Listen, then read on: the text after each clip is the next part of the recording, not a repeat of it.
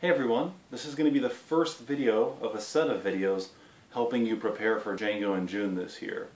This video is going to be an etude for all of me, and so I'm going to show you basically some useful patterns that are very simple but also very useful, and you can use them in a lot of songs, so they're really good patterns to learn and be able to use all over the place. So first I'm just going to play it straight through, one full form of All of Me.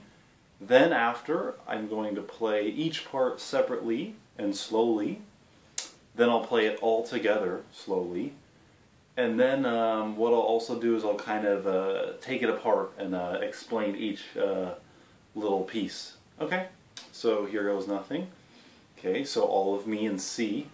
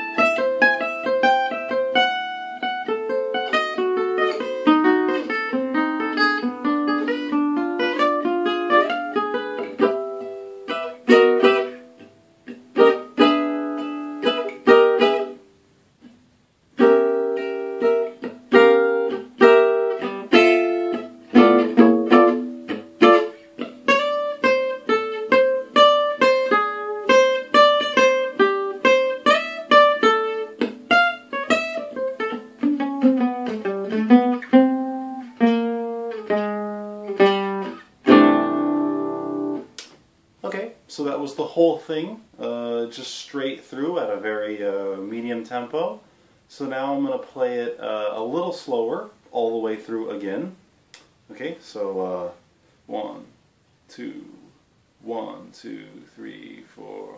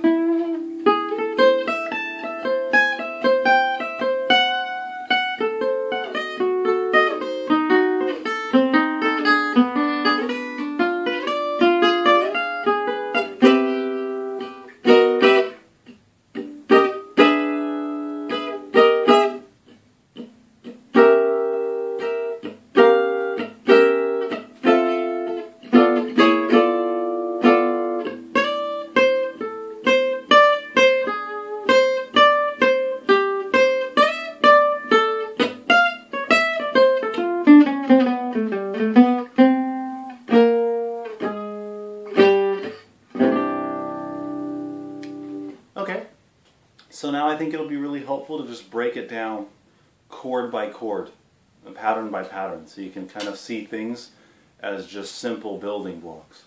Okay, so the first pattern for the C major chord is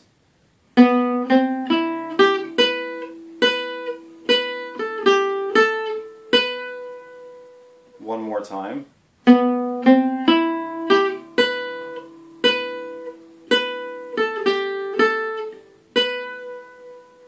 And that's a great that's a great major pattern, and it has the 7, the major 7 there, and it has like a little chromatic thing. But it's basically a very simple arpeggio, but it sounds nice.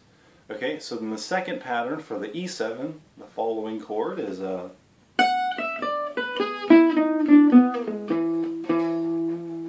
that's a very, very common pattern in gypsy jazz that Django used all the time, but you'll see everyone playing that pattern. So again, one more time. This is for any dominant 7 chord.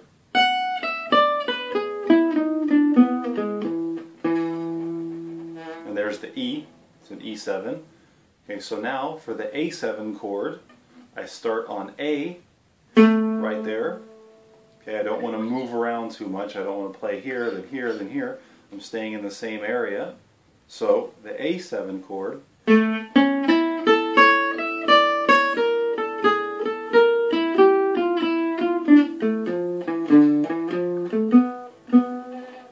actually that was both the A7 and the D minor, so let me just play just the A7.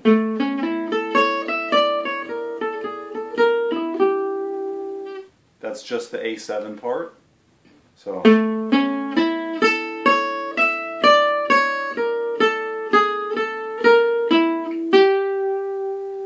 So basically that's a very simple A7 triad, basically, A major triad.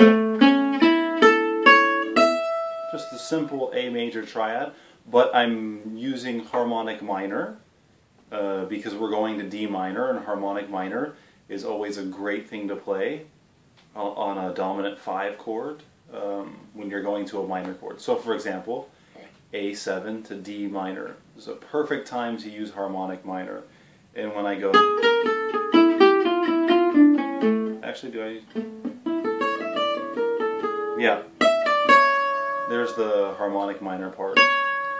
Okay, so to finish that phrase with the D minor, it goes,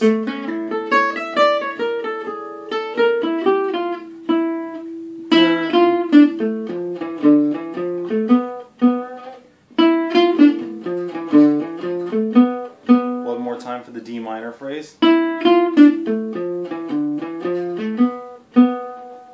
that's a D minor phrase, but with the major 6, which gives it this sound. You know, the minor 6 chord is super popular in gypsy jazz, and this highlights that sound because it hits this note. Very Django.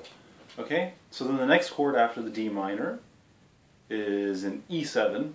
Okay, so the pattern for the E7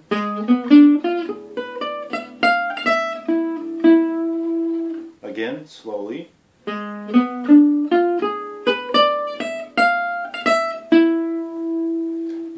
Another very common pattern, and you just know that, look, here's the E, and I started it right here on the 3rd of the E. So okay, so the next following chord is the A minor, and I wanted to put in this pattern so you get used to it, because there's a lot of licks built around this pattern. So it's a, so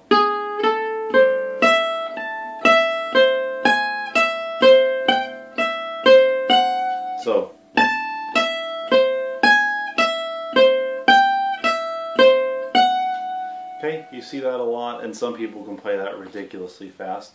Don't worry about it, just get used to that sound. The next chord is a D7. So, okay, and now we have this very common pattern that's everywhere, and Django uses it all the time, and every player uses it. But just that diminished picking run, just moving in thirds. So.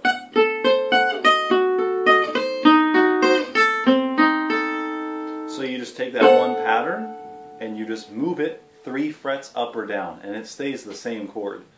Django uses in Dark Eyes, in a solo in Dark Eyes, for example. But so here you have this is a D7, and if you want to know how do you know that, I'm being treated as a D7. Here's the G.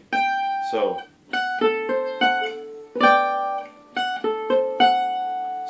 the D is the 5 of G, so you just think, oh, there's G. So I just went 1 fret down from G. So anyways, the D7. So I just moved 3 frets down, 3 frets down, 3 frets down. And now, to get to the G7, most of you maybe be familiar with this, but you just go down 1 fret, and then it becomes the next dominant chord. So if I have D7 here, to make it G7, I just go down 1 fret. Okay, that's just the way it works. So here I have D7. So now to go to G7, the next chord, then I go, and what I did is I just go up 3 frets now. So I wanted to show you going down 3 frets, and now using the same pattern going up 3 frets. So again,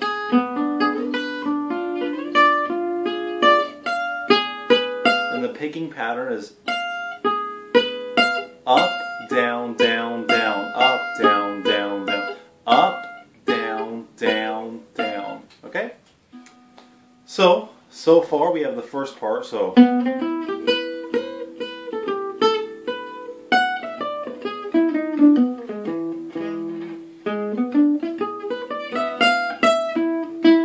oh, sorry, actually, I messed it up.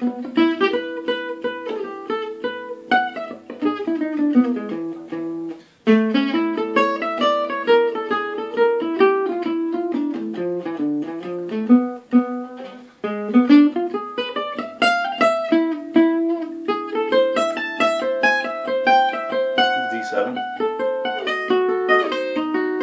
G7. Okay, and now we're at the second half of the song, the B part. So the first chord, C major, and I wanted to put in some chords that you can use in your solos, just very typical chord shapes with higher notes, so then you can sometimes take a break from just playing single note runs and sometimes throw chords in, because it's very nice. Django did that all the time. A lot of great players mix it up a little by doing that. So here, you just have a C major shape. Just think of it like that. It starts on C, that's how you know where it is. C, okay? And then you bar the 12th fret on the high 3 strings. So C, G, B, E, okay? Okay, and E is on the top. So essentially, so it goes, and you can always do chromatic slides up, you know, to make it not just and hold it there. Okay, the next chord, E7. Here's the simple E7 shape. So just think of it here, here, and then you bar those two. Okay. Again, the same kind of motif of the, and the E is staying on top. Okay, and now it's the A7 chord. Okay, and the E is still on top, and so here we have that diminished shape that I showed you for the D7 and the G7 earlier, but here it is, just with that note added. And to find it, you can think, here's A, and I start here on the 3rd. So there, I have this shape, and then I just move out my pinky 1 fret to give it a little nice movement. So it's a very nice thing to be able to do. It's very nice. And then I get to the D7, and I play this D minor shape. Okay, and that's the D minor 9. So it's just a minor. Just think of like this, but with your pinky or your ring finger right here. So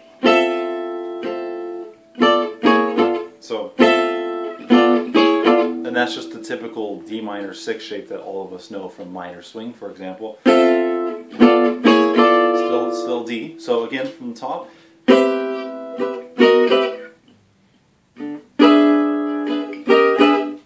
Okay, now the A7.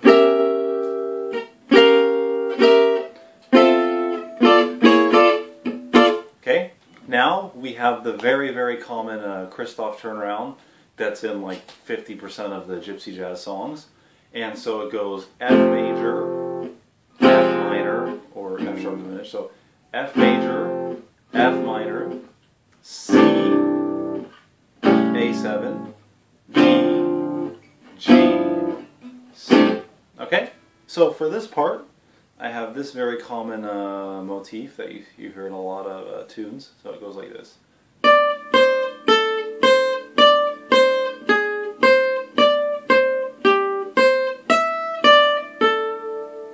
Okay, and then for that's over the F, F minor, C, and A. Now for the final part, the 2-5-1, the D minor to G7, the C, very typical gypsy jazz lick. Oh, sorry. Okay.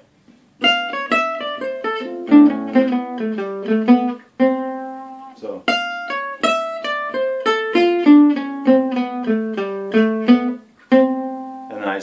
this. Okay, so let me play that whole second part, the B. So.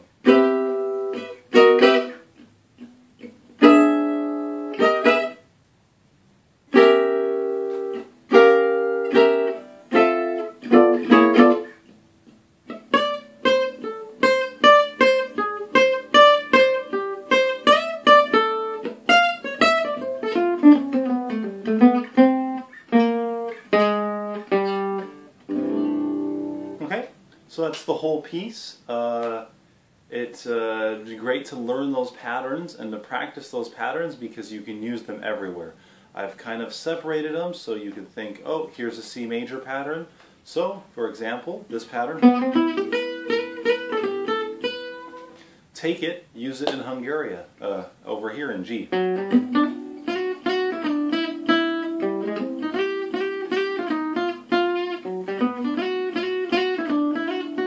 For example, and so on and so forth. So those are all great things to practice, so go ahead and use them and actually try using them in different songs. First play them over All of Me and get them in your head, but then it'll be really great when you start seeing those patterns in other keys for other chords and other songs. Okay, so I hope you enjoy, and if you have any questions, shoot me a message on Facebook or shoot me an email. Okay, thanks.